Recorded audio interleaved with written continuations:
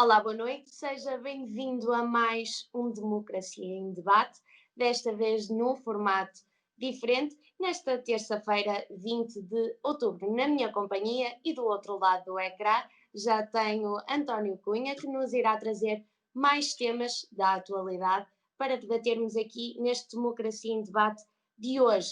À semelhança daquilo que foi falado no programa anterior sobre o aumento da mortalidade, hoje traz-nos dados do Instituto Português de Estatística para comprovar aquilo que foi falado no último Democracia em Debate. Não é verdade, António? E muito boa noite.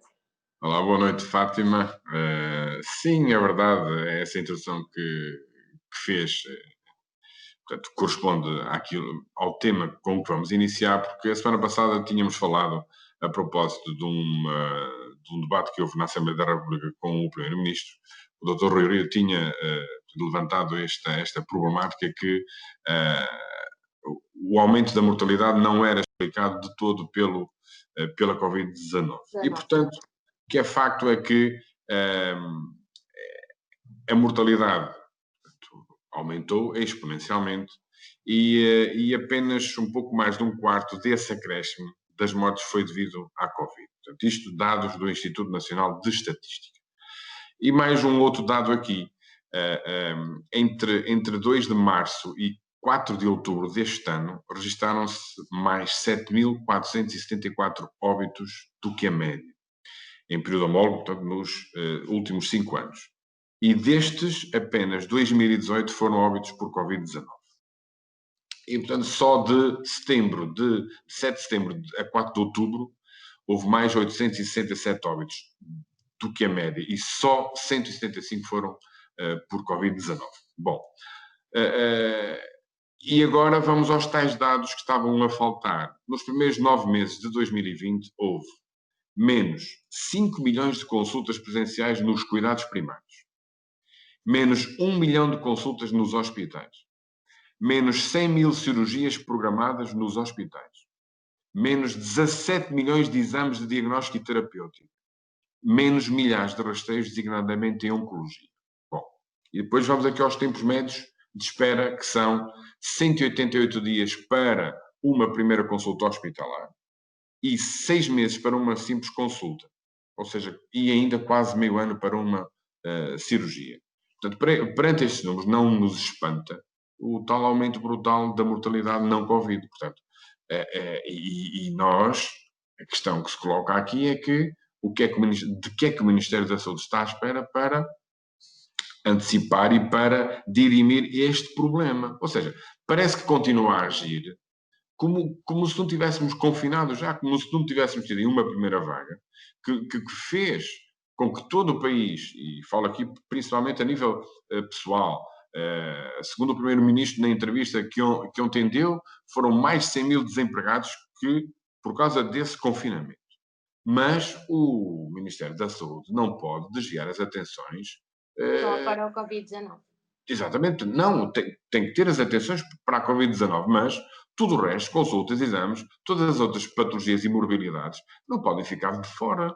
Portanto, nós já passaram 7 ou 8 meses desde que a pandemia foi decretada, vá lá, ou foi anunciada pela Organização Mundial de Saúde, e parece que não aprendemos nada. Portanto, isto começa-nos a preocupar, e de que maneira? E dou um exemplo. Veja essa carta aberta que foi dirigida pelos bastonários da Ordem dos Médicos, precisamente a semana passada, de todos os bastonários da Ordem dos Médicos vivos, né, que dizem claramente isto. E vou citar: é vital que haja uma mudança imediata de rumo da estratégia do SNS. O SNS está novamente exposto a uma disrupção grave no seu funcionamento, numa altura em que ainda nem sequer foi capaz de começar a recuperar o fortíssimo abalo sofrido ao longo dos últimos meses. Portanto, nós estamos a falar da saúde dos portugueses. Nós estamos a falar, eu ia dizer quase, não descurando aqui as outras áreas, mas do melhor que nós temos no nosso país, que é o nosso Sistema Nacional de Saúde. Portanto, António, teremos nós um Serviço Nacional de Saúde capaz de corresponder ao Covid-19 e a todas as outras problemáticas relativas à saúde? Eu acho que temos, a nível humano, a nível daquilo que são os nossos médicos, os nossos enfermeiros, os nossos auxiliares de saúde, nós temos. Agora, temos, se calhar, é poucos. A verdade é que importamos muitos profissionais de saúde, digamos. Importamos, sim, Fábio, é verdade, mas também exportamos muitos. Infelizmente, temos muitos casos principalmente de enfermeiros e até pessoal médico que prefere ir para fora, não é? Porque as condições de trabalho, as remunerações, etc., não são tão atrativas como são, por exemplo, olha, em Inglaterra, no Reino Unido, que é para aí que vai o grande fluxo de imigração Sim. de qualidade altíssima do nosso pessoal médico e de enfermagem. E, portanto, assim, nós temos de criar condições para que os nossos hospitais tenham, efetivamente, os meios, e aqui falo de meios financeiros necessários, para, entre aspas, agarrar esse pessoal e fixá-lo cá. Agora, é preciso haver condições. Não podemos continuar a injetar milhões de euros, por exemplo, numa TAP, que está quase que transformada numa empresa aérea regional aqui de Lisboa, não é? E esse dinheiro, portanto, está a ser desviado para aí quando poderia e deveria ser desviado para a saúde, para a educação, para a justiça. De facto, isso não acontece. E quando olhamos para o orçamento para 2021, vemos o quê? E agora, se calhar, já entrando aqui no outro tema que íamos falar a seguir, o que é que vemos? Vemos é muito mais Estado. No entanto, vejo ali vejo, não, acho que é consensual que há ali um aspecto muito positivo, porque é um orçamento que efetivamente tem uma componente social muito forte, que é bom e é evidente que não podemos contestar essas medidas numa altura em que vivemos. estamos a atravessar uma crise brutal, que se pode piorar, tendo em conta até a incerteza da própria pandemia. É difícil contestar essas medidas de apoio às pessoas e ao emprego. Mas há aqui um problema do nosso ponto de vista. É assim, é uma estratégia que se baseia muito, que está muito ancorada no consumo privado interno. Ora bem, esta estratégia, efetivamente, com o anterior governo, deu algum resultado na legislatura anterior, mas foi mascarada pelo crescimento económico. Portanto, a economia está. Coisa que não iremos assistir nos próximos anos, provavelmente. Pois, portanto, esse crescimento económico e o consumo interno foi aumentando, mas foi mascarado, como eu disse há pouco, pelo crescimento da economia. E claro que também isto também foi muito à custa das cativações que foram feitas a torto e a direito e que dilapidaram e de submaneira a nossa administração pública, os seus serviços, nomeadamente a saúde, a educação e a justiça. Isso não há dúvidas. Portanto, o antigo Ministro das Finanças contestava sempre isto, o próprio Primeiro-Ministro também, mas de facto houve demasiadas cativações e os nossos serviços foram piorando. E eu, no que diz respeito à escola, sei muito bem do que é que estamos aqui a falar. Portanto, e voltando um bocadinho atrás ainda, dada a incerteza da pandemia, portanto, se há um orçamento que digamos, se centra muito no crescimento através do consumo privado interno, o que é que vai haver? Eu não sei se as pessoas estão dispostas, neste tempo de incertezas, a consumir assim tanto. Eu dá-me a ideia que as pessoas estão com receio, estão retraídas e estão a retrair o seu próprio consumo. Portanto, as pessoas estão a gastar menos, as pessoas estão a poupar mais. Mais Isso já importante que acontece. isso, e perceberam, as pessoas conseguiram perceber nesta fase que é possível gastar menos. Não Que é vivemos possível. naquela fase de consumismo. Ficamos todos muito tempo em casa, as pessoas perceberam que com pouco também conseguimos viver, não é? Sim, se calhar uma das lições a tirar relativamente ao consumismo desse confinamento poderá ter sido também aquilo que referiu. Agora, em termos daquilo que é o orçamento, e, efetivamente, para nós, parece-nos, e para mim, parece-me que colocar, digamos, toda a carne no assador no consumo privado não nos parece bem. E isto vai entroncar num outro aspecto, que do meu ponto de vista é um aspecto menos positivo, ou é um aspecto negativo, que é um orçamento que não soca ou foca-se muito pouco na componente da criação de riqueza. E não se vêem medidas estruturantes, por exemplo, para o reforço da capitalização das empresas, que é necessário neste momento, o reforço do investimento privado, a captação de investimento estrangeiro, apoio à criação de emprego, reforço das exportações, e não se vislumbram também medidas que reforcem a sustentabilidade futura das micro e pequenas empresas, que são tão importantes, que são essas que são responsáveis por milhares de postos de trabalho. Em Portugal. E depois é assim, quer dizer, um governo que se esquece que sem empresas fortes, sem empresas sólidas, sem empresas que estejam a crescer economicamente, portanto, não há criação de emprego, não há criação de riqueza. E depois há aqui uma coisa que isto é consequência lógica. Sem criação de riqueza, sem empresas fortes, não há receita fiscal. E o que é que sustenta as medidas sociais e de apoio? São A receita fiscal. a receita fiscal. E essa receita fiscal é tão precisa numa altura de crise. E, portanto, é preciso apoiar esse tecido empresarial. Mas há Tecido aqui uma outra empresarial questão. esse que tem sido o que tem sofrido mais nesta altura. Tem, porque nós estamos a exportar menos.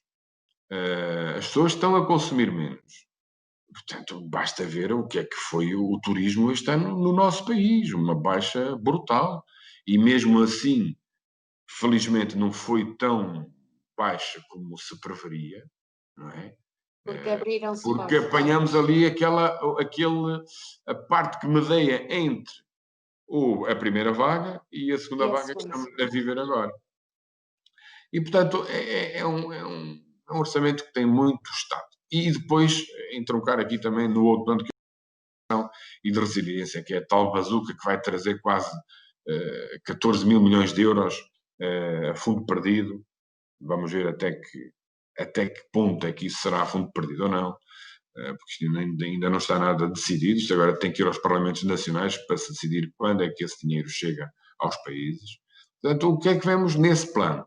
É um Estado a se embarcar quase 80% dessas verbas.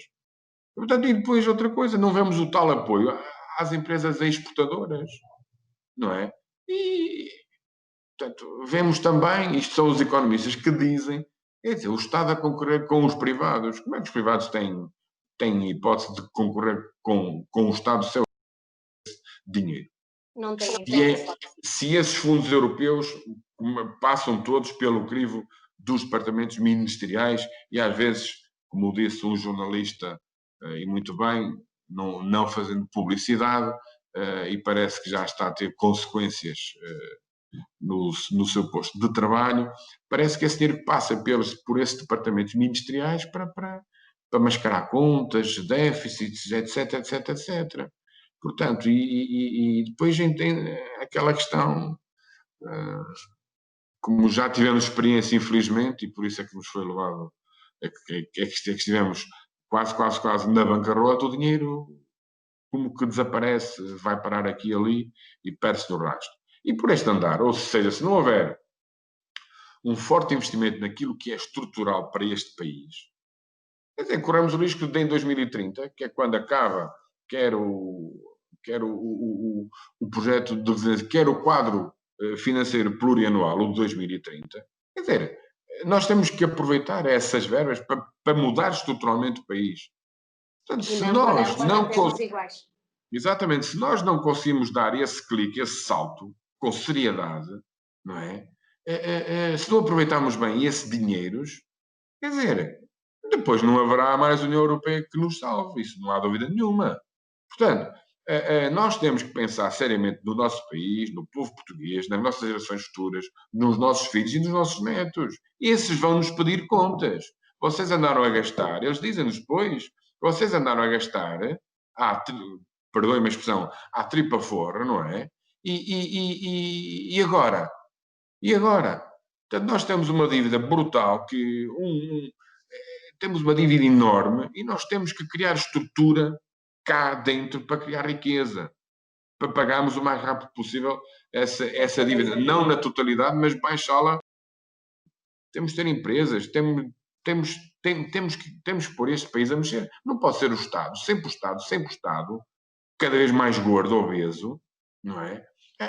A decidir, a controlar a nossa economia. Isto não pode ser. Não pode ser. E depois é assim, vemos é que parece que há sempre interesses particulares, familiares e partidários.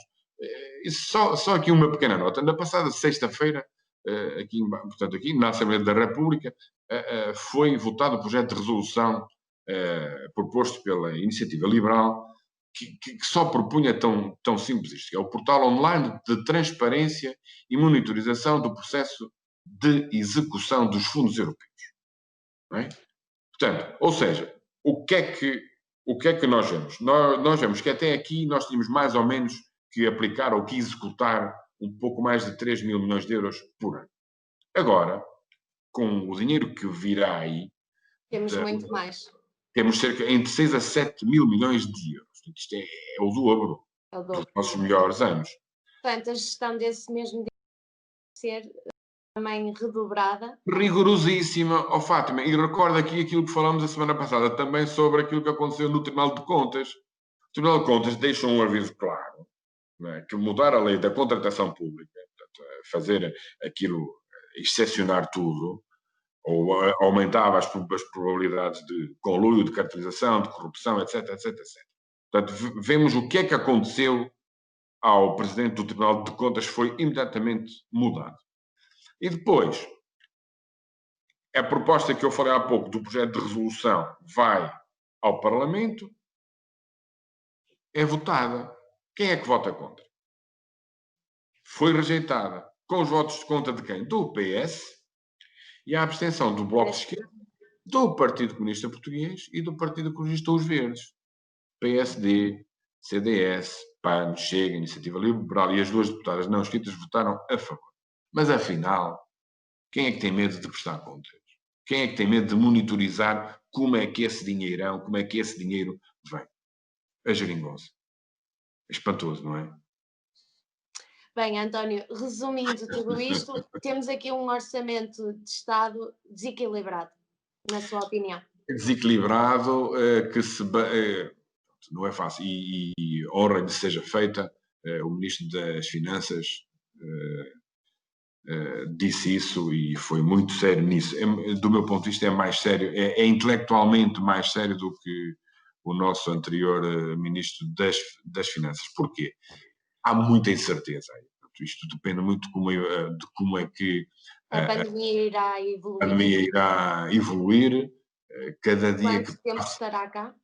Pois, quanto tempo é que está cá? Já vemos países a confinar outra vez.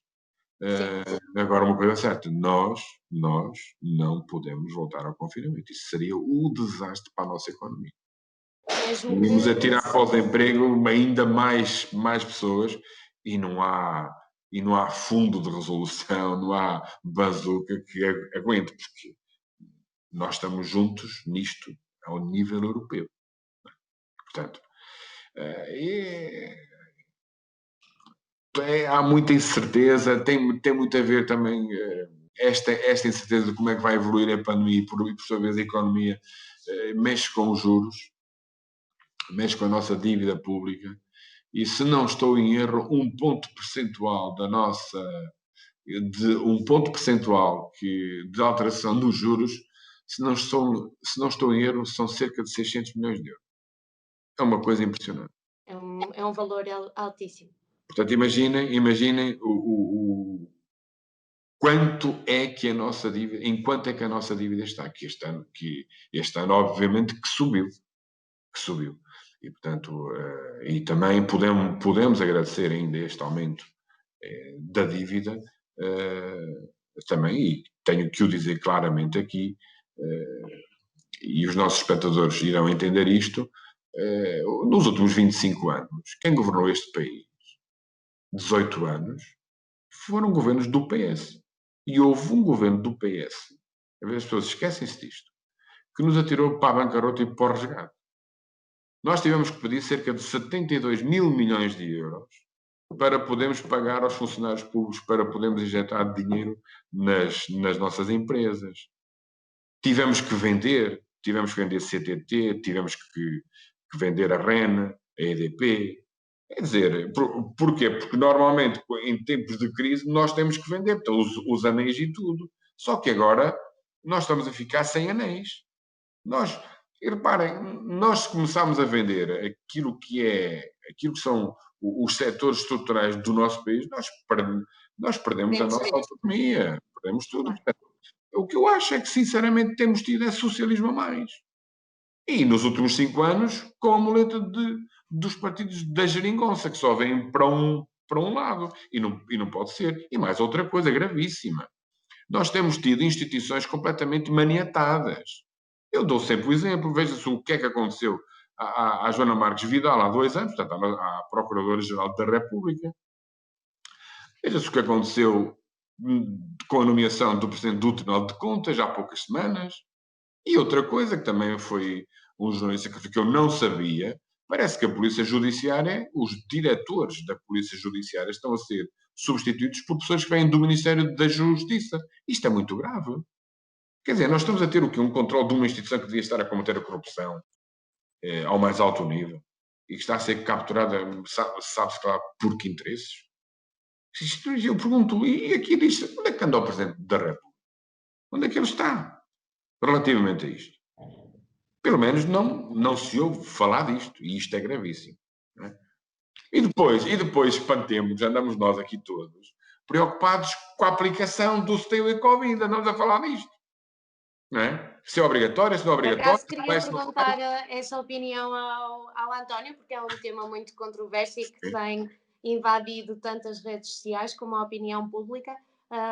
Qual é a sua opinião sobre esta aplicação Stay Away Covid-19? Olha, é assim, e vou falar isto com toda a clareza, eu tenho a aplicação instalada no meu smartphone, tenho. Quando apareceu, instalei eu e outras pessoas, claramente. Agora, instalei porque eu quis. Não, porque foi obrigado. E não porque fui obrigado. Isto, tornar obrigatório aquilo que mexe com a nossa, digamos, localização, eu bem sei que dizem que não há. Pode haver. Isto, temos informáticos, nada está seguro. E, portanto, é assim, é preciso analisar que utilidade é que ela tem. Agora, eu sou redondamente contra a obrigatoriedade da instalação da aplicação. Até porque nem todas as pessoas iriam instalar, umas porque não têm telefones capazes. Até que ponto é que isto se tornaria eficaz? Não é? Portanto, não me parece que esteja esse caminho e acho que em boa hora o Primeiro-Ministro pediu ao Presidente da Assembleia da República, porque esse diploma iria ser discutido e votado na próxima sexta-feira, e portanto pediu que se retirasse, acho que em boa hora, até porque aí o PSD até deu uma mãozinha com uma proposta de um outro projeto de lei que torna obrigatório durante 4 meses o uso da máscara. Assim, sim. Agora, se nós andarmos para aqui a falar sobre aplicações, sobre obrigatórias, não é? Portanto, isto para mim... Estamos a tirar o nosso foco daquilo que é essencial. Para discutir o Orçamento de Estado 2021 é que não dá jeito, parece. Muito bem, António, por hoje ficamos por aqui. Tem mais alguma coisa a acrescentar? Eu tinha aqui só mais uma pequena nota que é extremamente importante, que tem a ver também com o Orçamento de 2020, mas para a educação. E isto é um tema, como a Fátima sabe, que me diz muito, e porque eu também acho que é um setor estruturante para a nossa sociedade. O que nós vemos é que há, e já se fala nisto há muitos anos, há a necessidade de se rejuvenescer o corpo docente das nossas escolas. Não só o docente, mas também o não docente. Portanto, facto número 1, estamos perante uma das classes profissionais mais envelhecidas do país, não é? E é urgente alterar isto. Só para uns números aqui. No ano letivo 2018-2019 havia 63 mil docentes com idade superior a 50 anos. Destes 63, 40 mil tinham mais de 55 anos. Portanto, a idade média anda ali à volta dos 47 anos. E mais, apenas 1,3% têm menos de 30 anos. Já podemos ver que com estes números, nos próximos 7 a 15 anos, vão sair das nossas escolas para a aposentação 60 mil professores e educadores. Isto é brutal. E o que é que o Orçamento de 2021 nos oferece para começar a resolver este problema que é urgente? Em 5 páginas e meia do documento da proposta de lei e relatório do orçamento, que tem com os programas orçamentais e políticas públicas setoriais, o governo diz apenas que vai aumentar a atratividade da carreira docente, visando o rejuvenescimento do corpo docente, mas não diz como. Não diz como. E diz que não também... refere quais serão as Não diz, condições não. que irão ser melhoradas. Diz apenas que vão ser. Exatamente. Diz apenas que vai propor alterações que potenciem a conciliação entre a vida profissional e familiar. Mas não diz como. E mais, é muito estranho que fale aqui e tenha aqui a preocupação de se conciliar a vida profissional com a familiar, não é? É caricato isto, quando foi este mesmo ministro, foi este mesmo ministro que em 2017 lesou gravemente milhares de professores dos quadros das escolas e, sobretudo, o dos quadros de zona pedagógica, quando obrigou os diretores, eu na altura eu estava diretor, a carregarem apenas os horários completos no pedido de professores para o ano letivo seguinte. Portanto, excluiu da colocação inicial milhares de professores. Porque, repara, se os diretores têm que ficar com o professor desde que ele tenha pelo menos 6 horas de componente letiva, não é? Fica naquelas escolas. Se tiver menos, nós temos que enviar esse professor para o concurso. É evidente que há uma lista graduada. Se esses professores que vão a concurso, se os mais graduados, que seria o normal, vão ficar eles com os horários completos, só que esses horários completos, por norma, não estão, digamos, dentro da sua área de residência. E quando eu estou a falar em área de residência, não estou a falar que esses professores são vizinhos da escola, não é nada disso. A área de residência é muito abrangente, até 180 km. O que é que aconteceu? Portanto, houve professores que ficaram longe, os mais graduados ficaram longe das suas famílias, dos seus filhos, a pagar outra renda de casa, não é? E pronto, foi o grupo que ficou conhecido o grupo de docentes lesados a 25 de agosto de 2017. Portanto, mesmo essa área de 180 km, para uma pessoa são muitos quilómetros para se fazer num dia, em 2 viagens. Eu não falei em 180, eu falei em 60 a 80 quilómetros. 60 a 80. E mesmo assim, pronto, já é um pedaço. Nós temos professores muito mais que isso. Aliás, o que nós vemos é que nos cursos de formação inicial para professores quase não há candidatos. Porquê? Por causa disso. Por esse motivo. Por esse motivo. E pelas condições a nível geral de trabalho. A começar pela remuneração. Portanto, 1.000 euros por dia para quem tem que se deslocar, tem que pagar portagens, combustível, renda de casa. É impensável. É impossível. Portanto, o que eu acho... e então esses professores, não é?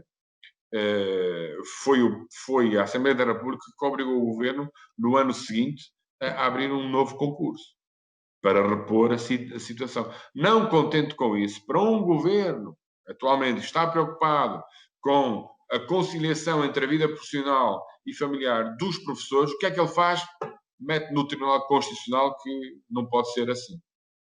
Não é? Ou seja... Não é concessão. Claro que não. Claro que não. Também, quer dizer, parece que este governo, aliás, já desde o José não tem apreço nenhum pela classe docente. Nenhum. E trata mal os professores. E daí também termos uma classe docente cada vez mais envelhecida. E não há visão estratégica para a rejuvenescer. Não há. Porquê? Porque é preciso incentivos. Não há medidas para eliminar a precariedade dos docentes contratados. Como é que nós vamos propor a um jovem, e eu tenho um filho, não é? Com 2 professores em casa, ele disse, eu professor, nunca mais, nem pintado, que não quer ser e não vai ser. É evidente, e como esse, milhares de jovens que fogem. Portanto, não há valorização no ensino superior das ofertas de formação para professores e educadores. Porquê? Primeiro vem que é muito instável. É difícil, não há acesso garantido a um vínculo. Andam anos e anos e anos e anos a correr, eu chamo os professores caracóis, que andam de casa às costas, não é? Para trás e para a frente. Quer dizer, 1.000 euros no início é muito dinheiro. Se tivesse à beirinha de casa, era ótimo. Não é? Longe de casa, rendas para pagar, prestações para pagar, etc. E mais, aquele número que eu disse há pouco, que nos próximos 7 a 15 anos há 60 mil que vão sair, quer dizer, nós temo que daqui a uns anos não haja os professores mais velhos que, com a sua experiência de vida e com anos de carreira, que passem essa experiência aos mais novos. Aos mais novos. Mas só para acabar, exatamente, só para acabar, eu quando comecei a trabalhar há 30 anos, tinha 22 anos, quando comecei a fazer o meu estágio, foram os meus colegas mais velhos que me, a mim e aos meus colegas, que me guiaram, que me induziram na profissão. E foi com eles que eu aprendi aquilo que as universidades não ensinam. Como lidar com os pais encarregados de educação, mais complicados.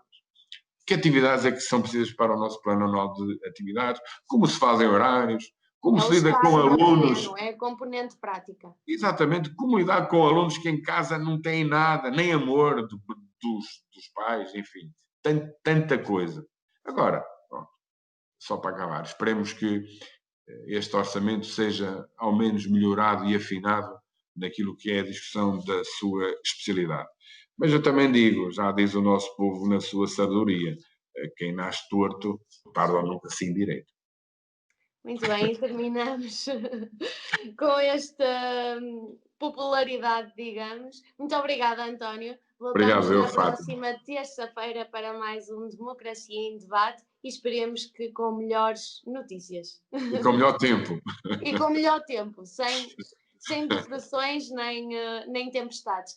Continuação de uma boa noite. Muito obrigada. Muito obrigado.